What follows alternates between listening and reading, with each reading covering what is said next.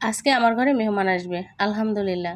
মাসের শেষে, এখন এই মাসের শেষে যদি আমাদের ঘরে মেহমান আসে, আমরা যারা অল্প আয় স্বল্প আয়ের মানুষ, আমরা কিন্তু অনেকেই হিমশিম খাই, চাপা কষ্ট বুকের ভিতর কাজ করে। কারণ মেহমান যখন আসে আমরা অত্যাধিক খুশি হই, অনেক আনন্দ হয় যে হ্যাঁ আমাদের ঘরে মেহমান আসতেছে, যথাসাধ্য সব কিছু উজাড় করে আমরা কিন্তু তাকে খুশি করার চেষ্টা করি।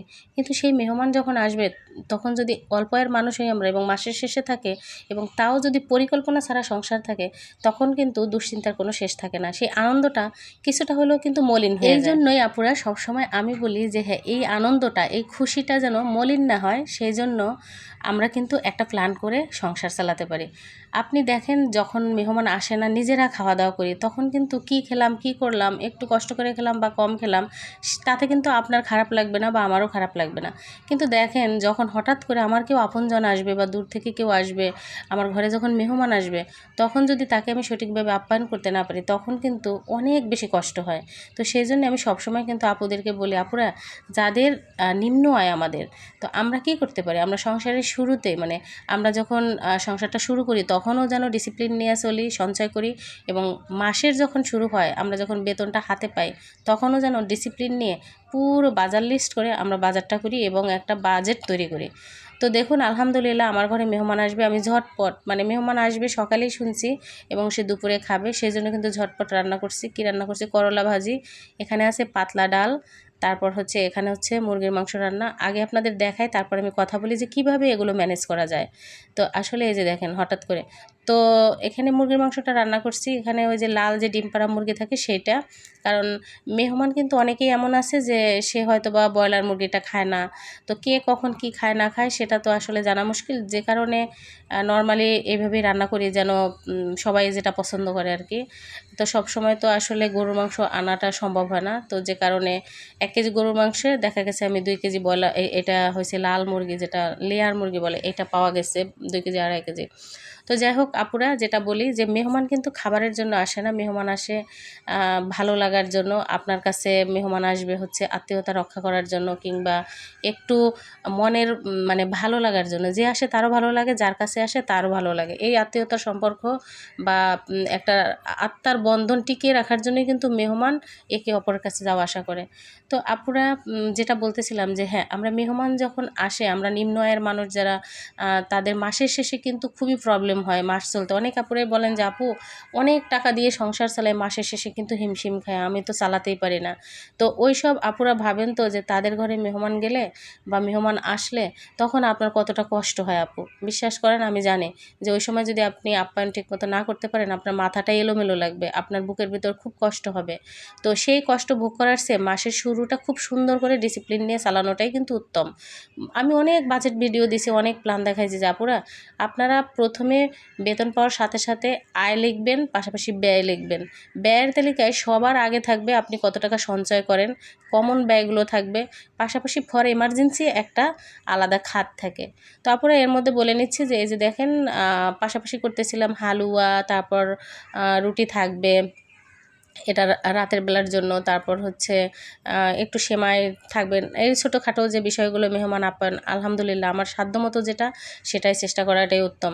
তো মেহমান বললাম না বারবার যে খাবারের জন্য সে কিন্তু বসে থাকে না, সে থাকে একটু ভালোবাসা, একটু ক্লোজলি তার সাথে মেশা, কথা বলা, আন্তরিকতা নিয়ে তাকে ভালোবাসা। আপনার বাসায় আসলে আপনি কতটা হাসি মুখে তাকে ভালোবাসতে পারছেন, এটাই সবচেয়ে বড় কথা। তো পাশাপাশি এই যে যে যার ঘরে আসে সে কিন্তু আপ্রাণ চেষ্টা করে যে তাকে আমি কতটুকু দিয়ে খুশি করতে পারি।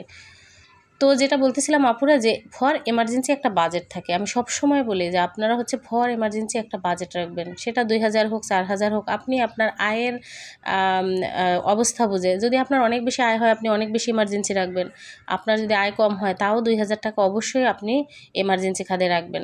কারণ হচ্ছে এই এমার্জেন্সি টাকাটা দিয়ে কিন্তু মাসের শেষে আপনি কিন্তু যখন হঠাৎ করে কোনো বিপদ হয়, আবার যদি কখনো কেউ চলেও আসে আপনার ঘরে, আপনি কিন্তু মনটাকে খোলা রেখে একদম খুবই ফুরফুরা মেজাজে আপনি হচ্ছে এই টাকাটা খরচ করে তাকে আপ্যায়ন করতে পারবেন। কারণ 2000 টাকায় যে বাজারঘাট হয়, যতটুকুই হয় আলহামদুলিল্লাহ, একজন বা দুইজন মেহমানও যদি চলে আসে আপনার ঘরে, 2-1 দিন তাকে আপ্যায়ন সুন্দরভাবে করা যায়, এতে কোনো সমস্যা হয় না। এই যে দেখেন আমি এখন বানাইতেছিলাম একটু সেমাই দুধ দিয়ে, আর করব হচ্ছে রাইস কুকারে আপুরা। তো যে কথাটা সবসময় বলি আপুরা, যে আমরা হতাশ হয়ে যাই আসলে। সবচেয়ে বড় কথা, আমরা হতাশ হই যে হ্যাঁ আমরা কিভাবে পারবো না। বিশ্বাস করেন আপুরা, মাসের শুরুতেই 2000 টাকা সরাই ফেলান আপনি, ওটা এমার্জেন্সিভাবে সরান। যদি এ মাসে মেহমান না আসে, এ মাসে কোনো সমস্যা না হয়, টাকাটা আপনার জমবে, ঠিক আছে, কাজে লাগবে।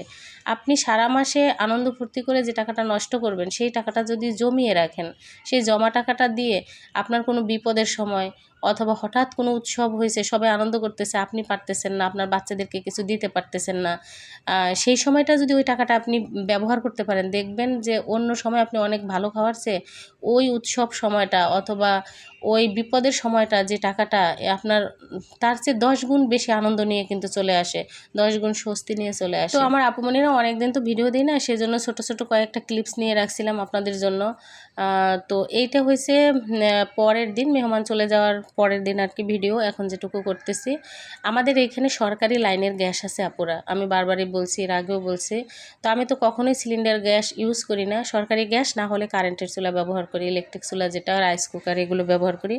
তো এখন সরকারি গ্যাস ইদানিং খুবই প্রবলেম হচ্ছে, দিনে একদমই থাকে না বললেই চলে, একটু চাটা করা যায় হালকা মোমবাতির মতো জ্বলে, আর রাতের দিকে অনেক বেশি আসে। তো সেই জন্যই রাতের বেলা কি সিদ্ধান্ত নিচ্ছি যে এখন থেকে রাতের বেলা রান্না করে রাখবো, আর তা না হলে অন্তত মাছটা ভেজে রাখবো। কারণ হচ্ছে যদি মাছ ভাজা থাকে, মানে ভাজাভাজিগুলো কিন্তু রাইস কুকারে করা যায় না। আর কারেন্টের চুলায় হঠাৎ করে 3 পিনটা নষ্ট হয়েছে, ওইটা মানে সারানো লাগবে, তারপরে হচ্ছে চুলা জ্বালাতে হবে। একটা দিন হয়তো বা আমার প্রবলেম হবে, তো সেই একদিনের জন্য আমি এখন রাতের বেলা এই যে কাজটা গুছিয়ে নিচ্ছি। তো কি করতেছি, সেটা হয়েছে যে আমি এই যে দুধটা জাল দিয়ে আমার হচ্ছে সেমাইটা করে, এটা আমি পরের দিন আবার ওদের জন্য একটু সেমাই বানাইতেছিলাম, আফসান আবরারের জন্য বিকালের নাস্তা হিসেবে খাবে। তো তারপর হচ্ছে সমস্ত মাছ তরিতরকারি কুটে গুছিয়ে রাখবো, আর মাছটাকে ভেজে রাখবো, যেন পরবর্তী দিন আমি রাইস কুকারেও রান্না করতে পারি। কারণ রাতের বেলাটা যদি গ্যাসে করতে পারি ভাজাভাজি, দিনের বেলাটা রাইস কুকারে যে কোনো কিছু কষিয়ে কিন্তু রান্না করা যায়। তো আমার আপুমনি ভাইয়েরা যারা এই পর্যন্ত ভিডিও দেখতেছেন, যদি একটা লাইক দেন প্লিজ আপুমনি ভাইয়েরা, আমার খুব ভালো লাগবে। সেই সাথে আপনি যদি আমার চ্যানেলে আজ নতুন হন, তাহলে সাবস্ক্রাইব করলে পরবর্তীতে আপনি আমার এরকম সুন্দর সুন্দর ভিডিও দেখতে পাবেন। আর যদি সাবস্ক্রাইব না করে থাকেন, তাহলে দেখা গেছে পরবর্তীতে আমার ভিডিওটা আপনার সামনে আসবে। তো আমার আপুমনি ভাইয়েরা অনেকেই বাজেট চাইছেন, অবশ্যই আমি দিব একটু সময় সুযোগ করে, আমার ছেলেমেয়ের পরীক্ষার জন্য বেশি ব্যস্ত। তো জরুরি প্রয়োজনে কিছু টাকা কিন্তু সব সময় আলাদা করে রাখা সবচেয়ে গুরুত্বপূর্ণ, এর কোনো বিকল্প নাই আপুরা। এটা যে কি পরিমাণ হেল্পফুল হয় আপনার পরিবারের জন্য, আপনার জন্য মানসিক শান্তি দেয়, আপনার কল্পনাও করতে পারবেন না। কারণ জীবন সবসময় কিন্তু পরিকল্পনা অনুযায়ী চলবে না আপুরা। হঠাৎ অসুস্থ হতে পারেন, কোনো বিপদ আপদ, কিংবা অপ্রত্যাশিতভাবে কোনো মেহমান চলে আসবে আপনার ঘরে, যেটা আপনি চিন্তাও করেন নাই। কে কোন দিন কোথায় হঠাৎ করে আপনার ঘরে তার রিজিক আছে, সে কিন্তু হঠাৎ করে চলে আসবে। তো তখন যদি হাতে সামান্য সঞ্চয় থাকে, একদম সামান্য, হ্যাঁ আপনি আগের জরুরি তহবিলের টাকাগুলো রাখতে পারেন না, কিন্তু এ মাসের জরুরি যে 2000 টাকা, সেই 2000 টাকা আপনার হাতে আছে, তাহলে দেখবেন কারো কাছে আপনার ধার করতে হবে না, অতিরিক্ত দুশ্চিন্তায়ও কিন্তু পড়তে হবে না। এই ছোট্ট অভ্যাসটা আপনাকে কিন্তু অনেক আর্থিক মানসিক চাপ কমাবে আপুরা, আত্মবিশ্বাস বাড়াবে, যে কোনো পরিস্থিতি শান্তভাবে কিন্তু সামলাতে সাহায্য করবে। তো আপুরা অনেক দিন ধরে আমার কলমি শাক খেতে ভীষণ ইচ্ছে করছিল, কেন জানি মনে হয়েছিল কলমি শাক দিয়ে মাছ দিয়ে একটু ঝোল ঝোল রান্না করে খাবো। সেই ছোটোবেলায় আমি আমার মাকে দেখতাম যে মা হচ্ছে বর্ষার সিজনে পুকুরে ভাসা যে কলমি শাক থাকে, মোটা মোটা ডাটা থাকে, সেই কলমি শাকগুলো তুলে এনে তারপর হচ্ছে মাছ দিয়ে ঝোল ঝোল রান্না করতো। তো এখন আর বাজারে আমি সেগুলো পেলাম না, ওগুলো হচ্ছে দেশি এমনিতে হয়ে থাকে, আর এইটা সম্ভবত চাষের আপুরা। তো রাতের বেলা কেনাতে আমি হচ্ছে বুঝতে পারলাম না যে শাকগুলোর মধ্যে ছিদ্র ছিল। তো যাই হোক, কোনো সমস্যা নেই, শুধু ময়লাটা আছে কিনা দেখে নিচ্ছি, আর একটু ছোট ছোট করে বেছে নিচ্ছি। এটা দিয়েই আমি হচ্ছে একটু মাছ দিয়ে রান্না করব। তো অল্প পরিমাণ, কিন্তু আমি অল্পই রান্না করব, কারণ আমার এটাই খেতে মন চাইছে। আর আমি জানি এটা হয়তো আফসান আবরার কখনোই খাবে না, এটা শুধু আমি আমার হাজব্যান্ডই খাবো। এই কলমি শাকে রয়েছে প্রচুর পরিমাণ ভিটামিন, আপুরা সবাই জানি, আমরা সবাই জানি কলমি শাক খেলে অনেক ভালো, অনেক পুষ্টি শরীরে, অনেক সময় কোষ্ঠকাঠিন্য দূর হয়, প্রচুর পরিমাণ আয়রন আছে, প্রচুর পরিমাণ ভিটামিন এ আছে, সি আছে, আমাদের চোখের জন্য ভালো, দাঁতের জন্য ভালো, অনেক আঁশযুক্ত খাবার, সেজন্য কিন্তু আপনার দেখবেন কোষ্ঠকাঠিন্য থাকলে দূর হয়ে যায়। তো আমরা আমাদের হাতের কাছে অনেক ধরনের শাকসবজি আছে, যেটা খেয়ে কিন্তু শরীরে অনেক ধরনের পুষ্টিকে পরিপূর্ণ করতে পারে। কিন্তু এই খাবারগুলো দেখলে আমরা অনেকে নাক ছিটকেই খাই না, কিন্তু আমার কিন্তু বেশ পছন্দ আপুরা। আপনারা প্রায় সময় খেয়াল করে দেখবেন, আমার যারা পুরনো ভিউয়ার্স আছেন, ভালোবাসার মানুষ আছেন, খুব মনোযোগ দিয়ে ভিডিও দেখেন, তারা কিন্তু দেখেন যে আমি গ্রামে গেলে কি করে যত লতা পাতা ঘাস জঙ্গল আছে সেগুলো কিন্তু কুড়িয়ে কুড়িয়ে রান্না করি। আর আমার খুব ভালো লাগে, কারণ ওটাই তো আসল জিনিস। আসলে আমরা যেগুলো ঢাকা শহরে খাই বা 3-4 দিন পচা বাসি, এরপর হচ্ছে মাছ মাংস ভুজি বেশি আমরা, তো এতেই কিন্তু আমাদের শরীরে অনেক সমস্যা হয় আপুরা। তো এভাবে যদি আমরা ন্যাচারাল খাবার দাবার একটু খাই, তাহলে কিন্তু অল্প বাজেটে অল্প টাকায় কিন্তু সংসার চালানো যায়, পাশাপাশি পুষ্টির চাহিদাও কিন্তু বেশ। তো আমার আপুমনি ভাইয়েরা যারা যারা ভিডিওটা দেখছেন, আজকে থেকেই আপনারা হচ্ছে চেষ্টা করবেন পরবর্তী মাসের বেতন পাওয়ার সাথে সাথে অবশ্যই জরুরি প্রয়োজনে 2,000 টাকা সরিয়ে রাখবেন। আপনার বেতন 20,000 টাকা হলে আপনি জানেন যে আমার বেতন 18,000 টাকা, 2,000 টাকা সাথে সাথে সরাই রাখবেন। কোনো আনন্দ, কোনো জায়গায় ঘুরতে যাওয়া, বিপদ আসা, কিংবা এই যে হঠাৎ করে মেহমান আসা, এই জন্য কিন্তু ওই টাকাটা আপনি বরাদ্দ রাখবেন। তো আজকের ভিডিও কিন্তু শেষ প্রান্তে চলে আসছে আপুরা, অনেকদিন পর ভিডিও দিলাম, তো আপনারা অবশ্যই ভিডিও পাবেন এরপরে। আর হচ্ছে এই যে দেখেন একটা বিড়াল কোন ফ্ল্যাট থেকে চলে আসছে জানি না, আমার ছেলে মেয়ে তো ভীষণ ভালোবাসে।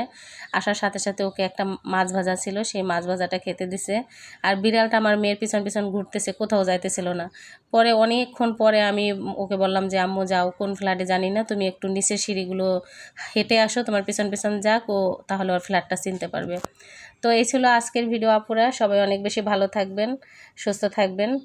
আর এই যে দেখেন, মেহমান তো আসলে তার কাছেই থাকে, তার কাছেই স্বাচ্ছন্দ্য বোধ করে, যেটা সে মেহমানও বুঝতে পারে যে কে কতটা ভালোবাসে। মানে কী দিয়ে আদর করলেন সেটা বড় কথা না, ভালোবাসাটা বড়। তেমনি করে বিড়ালটাও কিন্তু বুঝতে পারছে, আলহামদুলিল্লাহ। তো আমার এই বিড়াল মেহমানকেও খাবার দিলাম মাছ ভাজা, সে খেয়ে দিয়ে এখন ওই যাচ্ছানা তাকে দিয়ে আসবে। তো এই ছিল আজকের ভিডিও আপুরা। তো সবাই ভালো থাকবেন, সুস্থ থাকবেন, আল্লাহ হাফেজ, আসসালামু আলাইকুম।